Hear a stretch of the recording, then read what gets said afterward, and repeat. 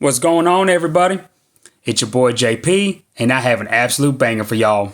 This is the RedMagic 8 Pro, and I'm so excited to bring this to y'all. The global announcement for this phone will be January 16th, which means it'll probably come out in the US sometime in February if I had to guess.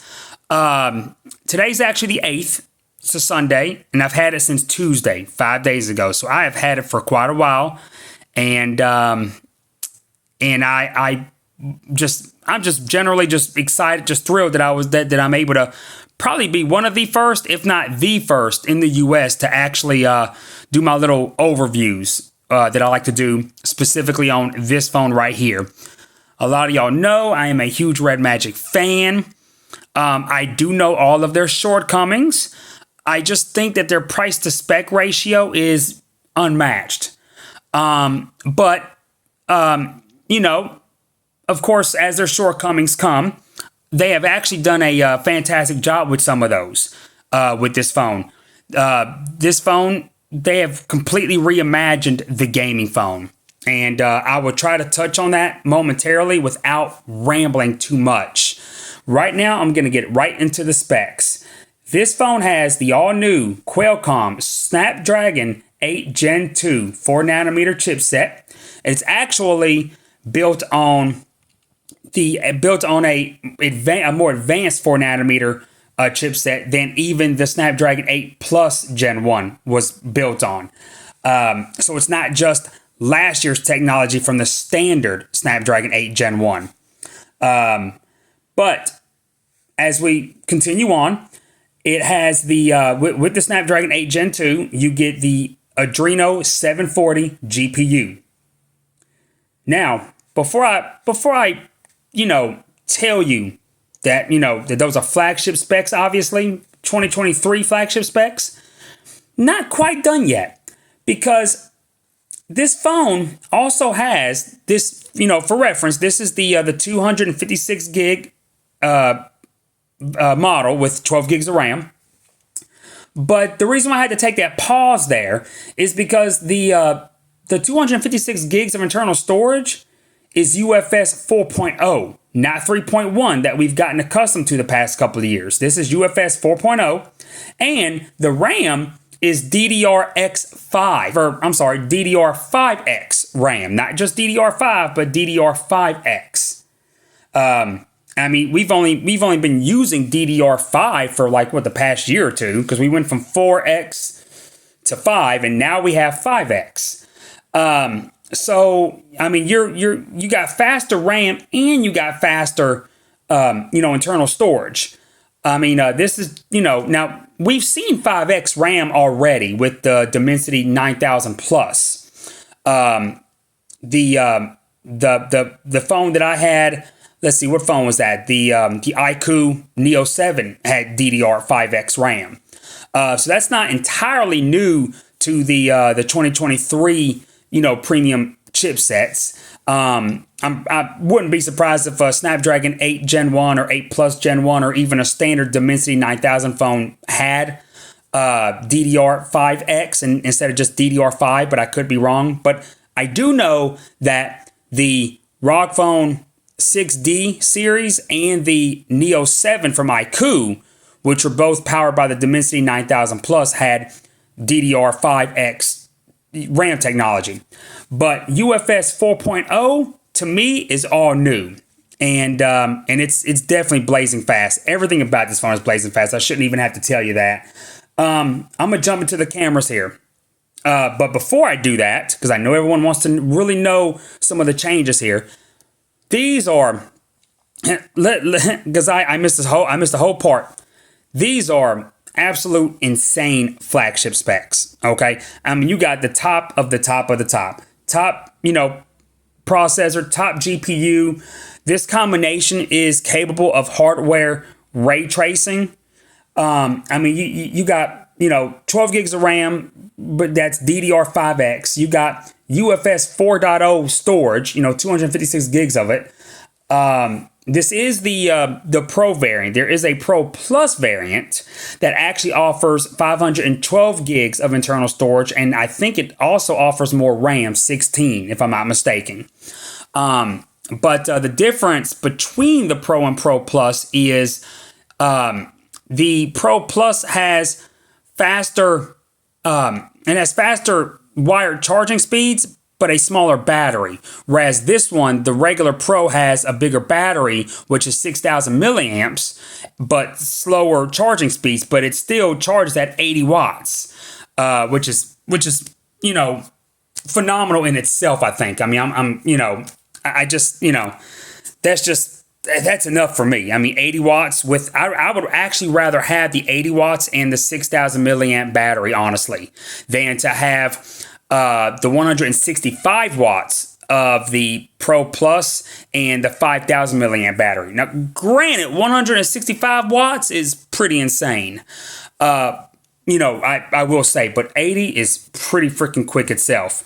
But the camera, I do want to get to the camera here. As you can see, in-display fingerprint sensor there, obviously.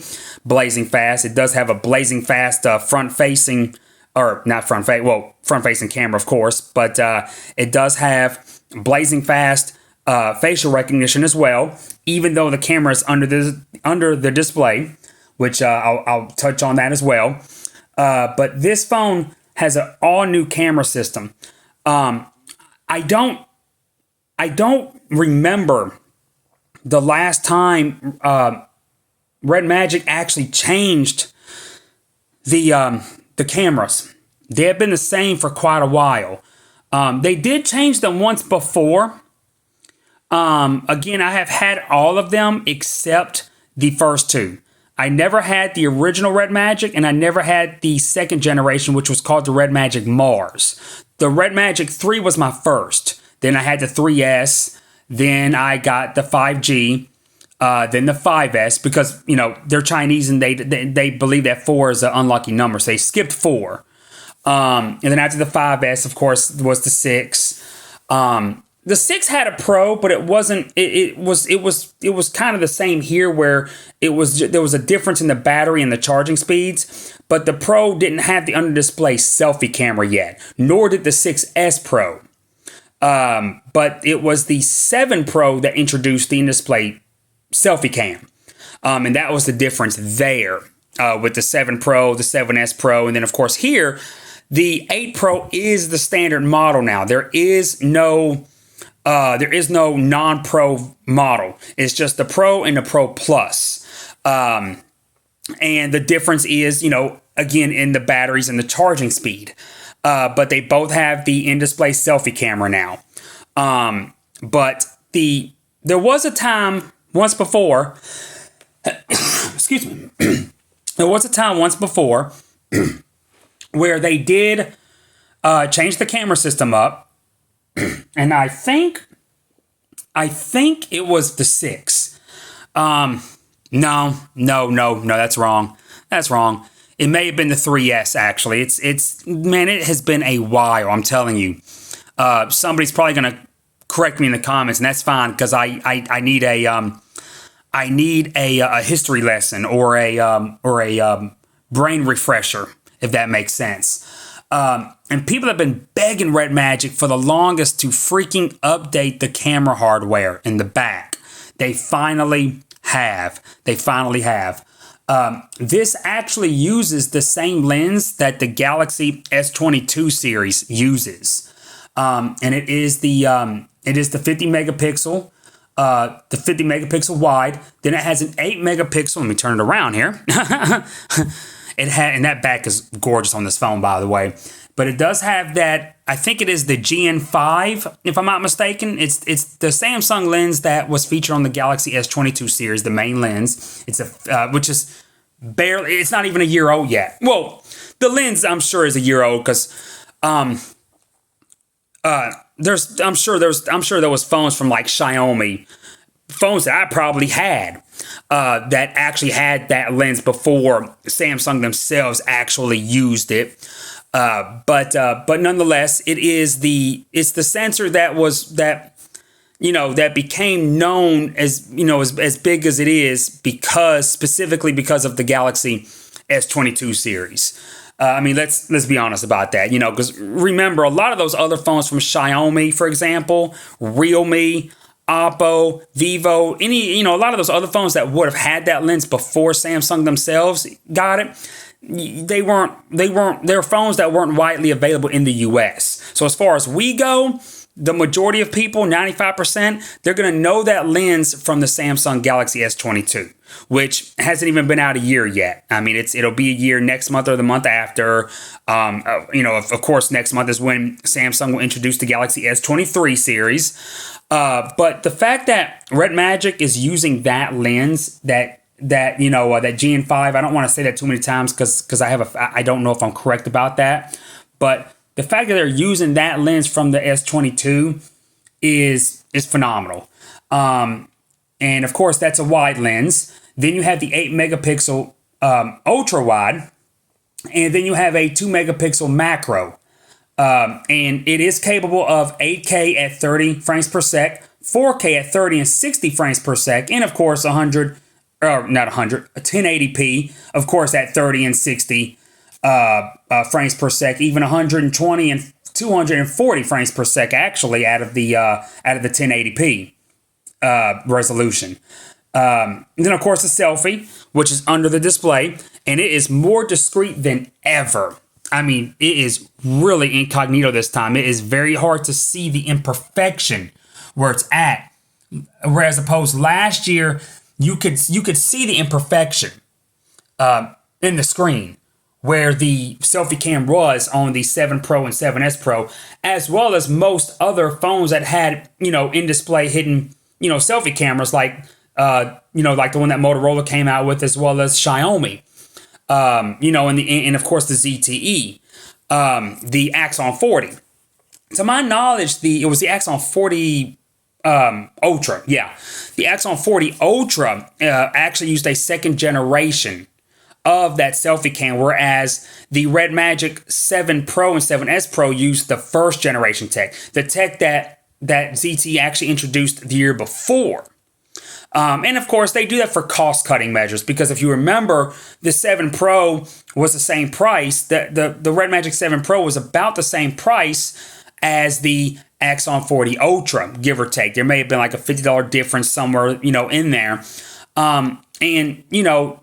Yeah, they had the same processor, but the RedMagic had, all these other things that boosted the phone's capabilities power-wise. So why would you have chosen the Axon over the RedMagic? Well, because of the photography capabilities. ZTE, they do put more into their Axon series of phones than they do the RedMagic phones, obviously. Excuse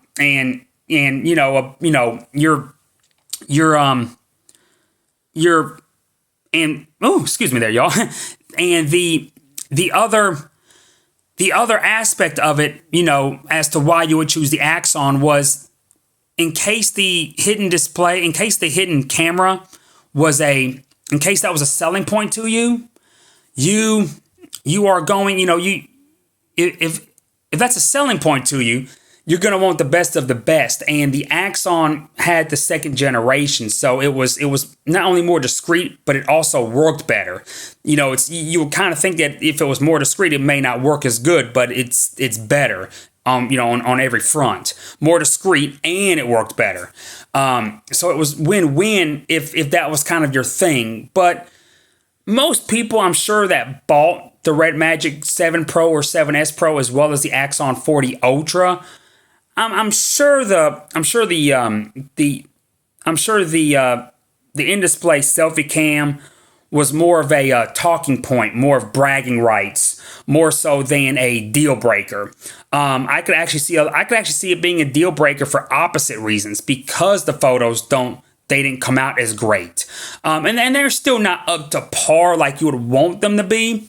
But they were a lot better on the Axon 40 Ultra, than the RedMagic phones last year, because it was first generation versus second generation. This time around, if I'm not mistaken, this is second generation. If it's third generation, then I don't know about it. But I'm pretty sure it's the tech that the Axon 40 Ultra had, which again means that it is more discreet, as it most certainly is. Because last year it was very easy to pick it up on camera actually, whereas now it's not, and you can hardly even notice it even when you're looking at it yourself. It's there. You can see it in the right environments, the right angles. But it's almost non-existent, and it does work a lot better. It is a 16 megapixel wide lens, which I think is what it was last year as well on the RedMagic 7 Pro and 7S Pro. I could be wrong about that.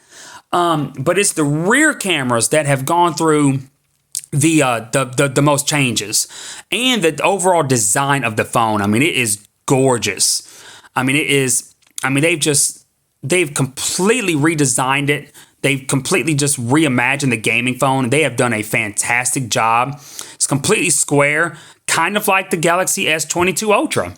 The S22 Ultra was different than the S22 and S22 Pro. It wasn't rounded, it was squared. And that's like this. That's how this is. Last year with the 7 Pro and 7S Pro, they were still very much rounded like the 7 and 7 Pro. The rear was rearranged differently, kind of similar to this actually, as far as the placement of everything, not the material and the texture here. That's completely different here. But they did have a slightly revised rear arrangement for the cameras, specifically the Pros, that the regular ones didn't have. I don't know if that has something to do with the in-display selfie camera and how that's placed inside the phone, possibly. Because at first I thought that the Pros actually got better camera lenses, again, they've been using the same ones for years and they should have been changed, but they weren't. They were just arranged differently. Of course, luckily here, since we're on that subject still, it has the same arrangement that's still kind of new, obviously, that was introduced with the 7 Pro and 7S Pro. But luckily this time around, these are all new camera lenses. And of course, there's a flash on top right there. And these little areas right here that says RedMagic, that's their new logo. It hasn't changed that much, but they made a big deal about it. But these parts on the top right here, they do have RGB lighting. You do have your translucent version, which of course will have the visible fan with RGB lighting. This does, of course, have the fan, but it's not see-through, so they're not going to make that RGB. but you do have them up top here. I don't think the RedMagic lamp right here lights up like it used to a couple years ago, or a year ago. I can't remember when they stopped, or it may have just been the Pros that stopped it, which in that case would have just been last year.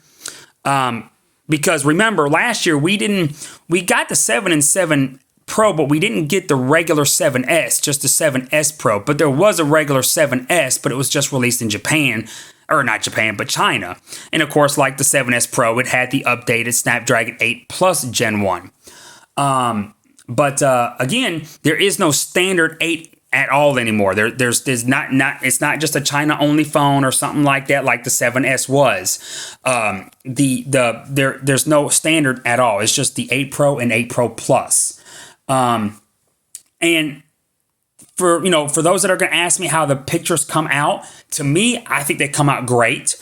At one time, when RedMagic changed the lens the last time, they actually used a top tier lens for its time back a few years ago, which I'm pretty sure was the 3S. It was a very popular lens that everybody was using at the time, but what held it back was the software. Now, since then, even though RedMagic hasn't, until now, hasn't touched the lens, they haven't changed it, they have since then, almost every time they have updated their camera software. So the software has actually gotten better. But the problem is, you're talking about a 3 or 4 year old lens. The lens was great for its time, but but you went, 3 years without updating it, 4 generations or something like that. It's just, it's not that great anymore. It's been superseded a couple of times, not just once, but a couple of times. But here, in my opinion, the shots come out great. The video comes out great. But again, as a lot of y'all know, I'm not big on photography. That's not really my sweet spot. If the photos look good, I mean, all I do is take photos of my cars, really, or my motorcycles. So I mean, it's if they look nice to me, then I'm happy. I do like nice pictures. Don't get me wrong. But I mean, I'm not a photography pro to be able to tell, what's loud and what's too much and what's not enough, etc. I mean, I get a lot of it. I do understand a lot of it. I do watch videos on it. But just take my word that the cameras on this phone, they have been drastically updated. And RedMagic has also finally updated the design, because a lot of times their phones had a lot of the same designs. Again, the 7 Pro and 7S Pro had things arranged differently. And the only thing I can think of is because of the under-display selfie camera and the fact that they had no bezels. And so I guess a few things had to be moved around. But even then, the 7S Pro didn't differ from the 7 Pro. And other than that, the 7S, the 7, they generally look the same as all of the other RedMagics before. The 6S, the 6, the 5S, the 5G. I'm going backwards here, intentionally. It's been a very long time since they redesigned the overall aesthetic of the phone. They have generally looked the same, and that's not the case here. Finally, they not only, I know I'm repeating this, but besides the camera hardware, they've changed the overall hardware of the phone itself. And they still have the switch to go into the RedMagic game mode, which has also been just drastically changed. It's kind of stock Android for the most part. This is the Chinese variant, and I did read this about a previous model that I almost bought a year or two ago, and I actually forgot about it when I got this. But the Chinese version does not have an app drawer. The US version will look just like this, but it'll have an app drawer. And that's kind of been how the RedMagic phones have been for quite a while. The Chinese versions don't have an app drawer anywhere. I've looked everywhere. If someone knows something I don't, please tell me. But the US version will have an app drawer. It'll look like this on the home screen, but you'll be able to swipe up to your app drawer. Now, while we're talking about it, this does have VoLTE. That's what that HD means, HD voice. And I'm getting 5G on AT&T, which is just fantastic. You can see I have AT&T right there. I mean, hotspot works. And it's hidden, so it's not actually counting towards your hotspot data with the carrier, which is why I like a lot of these foreign phones. If y'all never knew that, there's a little tidbit there to tell you. This phone, the 5G, does also work on T-Mobile. I think it works on T-Mobile's 5G UC as well, ultra capacity. I could be wrong about that though, but it does have the band N41. That I do know. Other than that, it has your cooling fan that goes 20,000 that goes 20,000 RPMs, which. That's new, but not entirely new. The fan going that fast, 20,000 RPMs, that was introduced either with the 7 or 7S last year. It may have been the 7S if I'm not mistaken, because I think that's what made it. That's what updated the ICE from ICE 9.0 to ICE 10.0. Remember, if you watch my video on the 7S Pro, I talk about how Nubia hasn't always updated the ICE system with every iteration. Sometimes the S introduces it, sometimes the standard one introduces it. And here lately it's actually been updated, the past 4 times. The 7, the 7S, I said 4, I meant 3 times, but the 7 to the 7S, the 7S to the, to the 8 Pro, and of course the the 6S to the 7, if I'm not mistaken. But this is ICE 11.0. They've added even more vapor chambers, even more liquid cooling. They had to have obviously added more things internally, because one of the things that was introduced sometime in all of these revisions to the ICE system, there was a metal plate that was added to the back to help with cooling. I think, I know the 7S had it. I think the 7 had it. I think it was something that the 6S introduced, or it might have been something that the 7 introduced, but that has been taken away. But this has been updated from ICE 10 to ICE 11.0. And like I said, there has been iterations of these phones where ICE wasn't updated. So, I'm pretty sure that that if this still had, the same amount of components that made up, or counted towards being ICE 10, or however they come up with that, I'm sure that would be the it would have still been ICE 10. They would have taken the metal plate away and added something, and it would have remained ICE 10. Now, I'm not saying that 10 means the count. I'm not saying that because it's not actually. But it's some people think that. But this has been updated to ICE 11. It's not the fan, because it was already doing 20,000 RPMs last year, and the metal plate was taken away. So a couple of things were added inside, and I do know that it has more graphite layers. That I do know. There's just a ton of upgrades in this phone besides just the processor. Again, the RAM has been made faster. The storage is faster. Of course, the cameras have nothing to do with the performance of the phone itself when you're gaming, but they've been updated. The screen's been updated. That's another big deal with this phone right here. Nubia hasn't changed the resolution. It's still 1080p full HD. It's not quad HD. It's a 6.8 inch. It is a Super AMOLED screen. It does have a 120 hertz refresh rate. As y'all know, RedMagic actually led the way for the longest with the highest refresh rates. They were the first to do 144 and the first to do 165.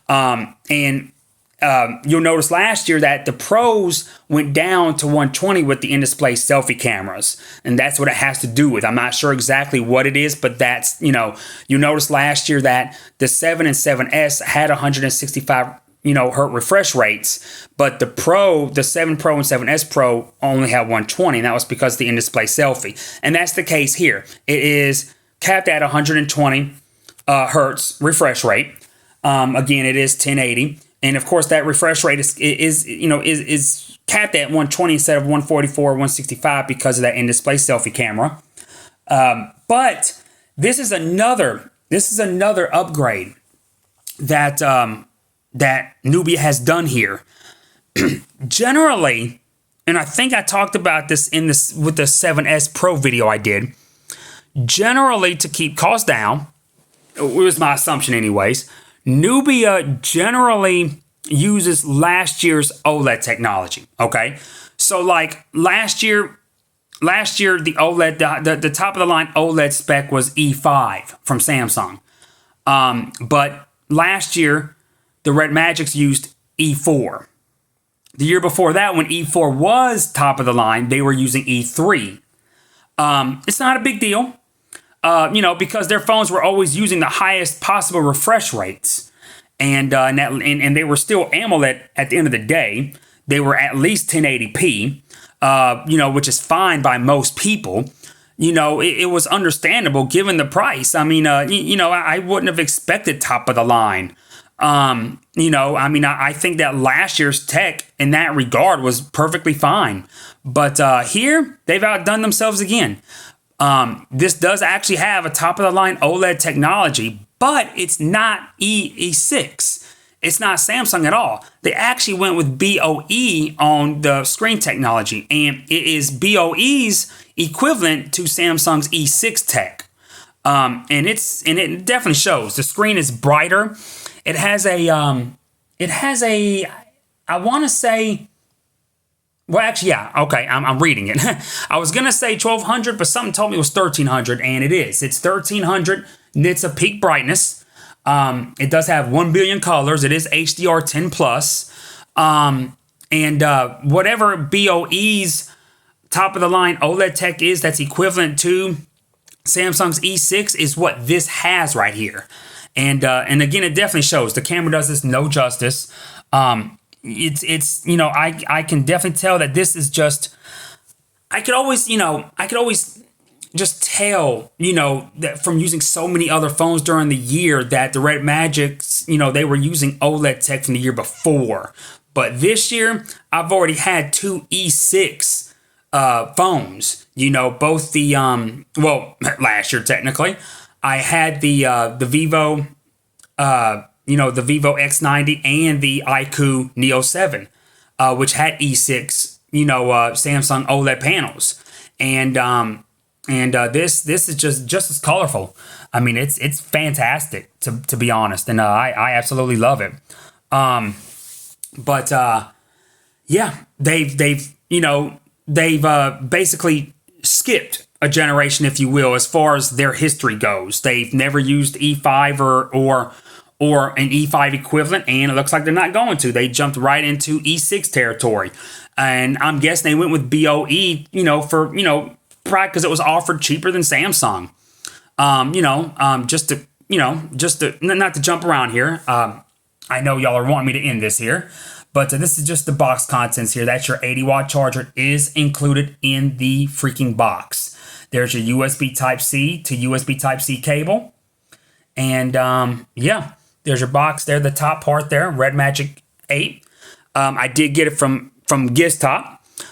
Price. Oh, I want to talk about price right quick too. They have priced this accordingly.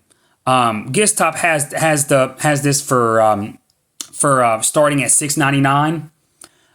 This variant here was $770 or $769 to be exact, and those are the prices that I honestly expect them to be when they hit the U.S. next month, or not far from it.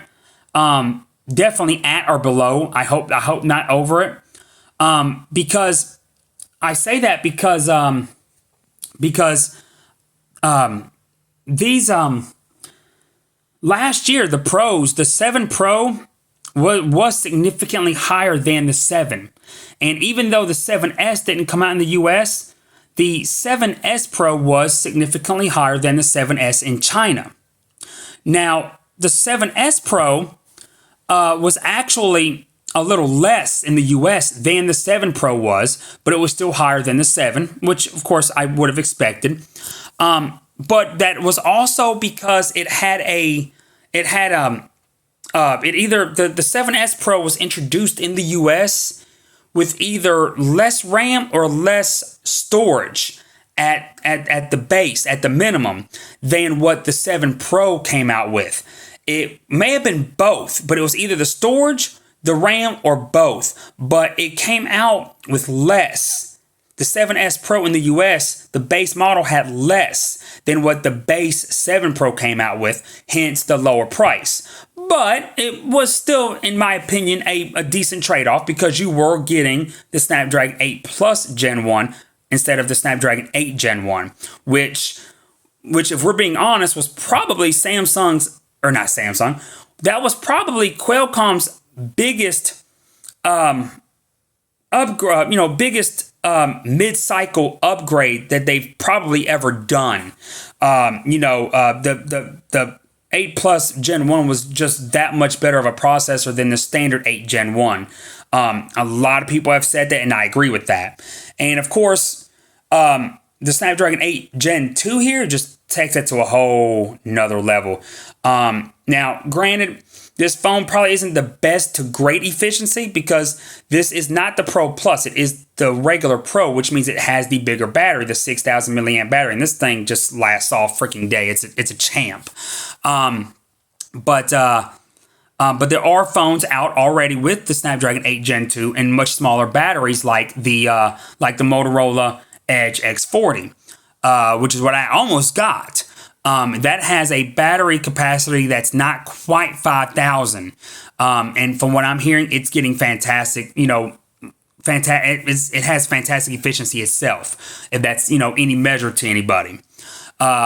Of course, again, you're getting the Adreno 740. You have hardware ray tracing here. Of course, something has to actually come out to showcase that. But this phone has just been nothing short but astronomical. And the pricing, back to that, I know I kind of drifted off there. The way this is priced, it's actually priced less than the 7S. It's not only priced, I'm trying to get my words straight here, y'all. It is priced less than the 7S Pro was priced just 5 or 6 months ago. And remember, as I just said, the 7S Pro was priced less than the 7 Pro. Now, the 8 Pro here, its starting capacities does match that of the 7S Pro, which was less than the 7 Pro. If you want the higher capacities beyond the two that are offered here, you will have to get the Pro Plus. But again, that was kind of the difference before between the 7 Pro and the 7. Even the year before, that was the difference between the 6S Pro, or rather the 6 Pro and the 6. Besides the battery and the charging speed was the available capacities. I think for the price, it is definitely, a fair trade-off. This is, again, it maintains the same base capacities that were offered with the 7S Pro and its lower price and this is coming at an even lower price with the Snapdragon 8 Gen 2. $699, it cannot be beat. I mean, it's great all the way around. Anyways, I hope y'all have enjoyed this video. Hope I went over all of the specs. One more thing. I did want to say this really quick, so I left this part out. Left a couple of things out here. This does have, even though the Snapdragon 8 Gen 2 does have Wi-Fi 7, this, to my knowledge, has it tops out at Wi-Fi 6E. It may have 7. I kind of think I saw somewhere where it did, but I think it tops off at 6 and 6E. But it does have Bluetooth 5.3.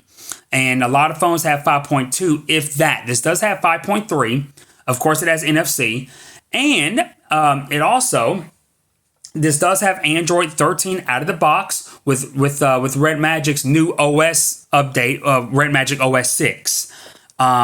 So I just wanted to kind of touch on that right quick there as well. Yeah, I hope y'all have enjoyed this video. Like I said, I was very excited to bring it to y'all. And I will see y'all in the next one. Peace out.